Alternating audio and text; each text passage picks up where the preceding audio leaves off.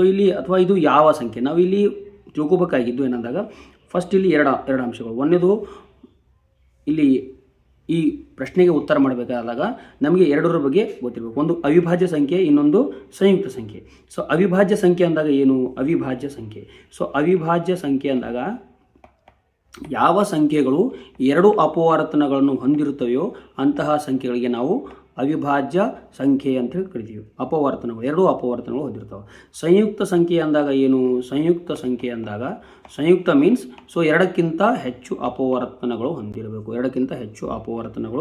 ಹೊಂದಿರಬೇಕು.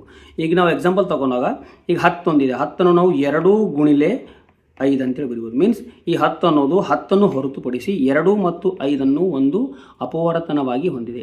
ಸೊ ಎರಡಕ್ಕಿಂತ 2 ಮಾತ್ರ ಅಂದಾಗ ನಾವು ಎಕ್ಸಾಂಪಲ್ 13 ತಗೊಂಡಾಗ 13ರ ಅಪವರ್ತನಗಳು 1 ಮತ್ತು 13 ಮಾತ್ರ ಇವೆ, ಅಂದರೆ 2 ಅಪವರ್ತನಗಳು ಮಾತ್ರ ಹೊಂದಿವೆ ಅಂತ ಅರ್ಥ.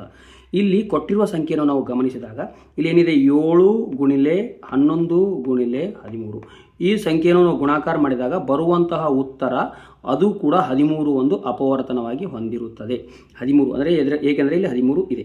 ಸೊ ಅದೇ ರೀತಿ ಈ ಬಂದಂಥ ಉತ್ತರಕ್ಕೆ ಏನು ಉತ್ತರ ಬರುತ್ತಲ್ಲ ಅದಕ್ಕೆ ನಾವು 13ಅನ್ನು ಕೂಡಿಸಿದಾಗ, ಯಾವ 13? ಇಲ್ಲಿರುವಂತಹ ಈ 13ಅನ್ನು ಕೂಡಿಸಿದಾಗ ಸೊ ಈ 13 ಕೂಡ ಒಂದು 13 ಅಪವರ್ತನ. ಇದರ ಅಪವರ್ತನವೂ 13 ಇದೆ. ಸೊ ಅದೇ ರೀತಿ ಇದರ ಅಪವರ್ತನವೂ ಕೂಡ 13 ಇದೆ. ಈ ಎರಡೂ ಸಂಖ್ಯೆಗಳನ್ನು ಕೂಡಿಸಿದಾಗ ಬರುವ ಮೊತ್ತವೂ ಕೂಡ ಒಂದು ಎಕ್ಸ್ ಆಗಿತ್ತೆ ಅಂತ ತಿಳ್ಕೊಳ್ಳೋಣ. ಎಕ್ಸ್ ಈ ಸಂಖ್ಯೆಯು ಕೂಡ ಒಂದು 13ಅನ್ನು ಅಪವರ್ತನವಾಗಿ ಹೊಂದಿದೆ.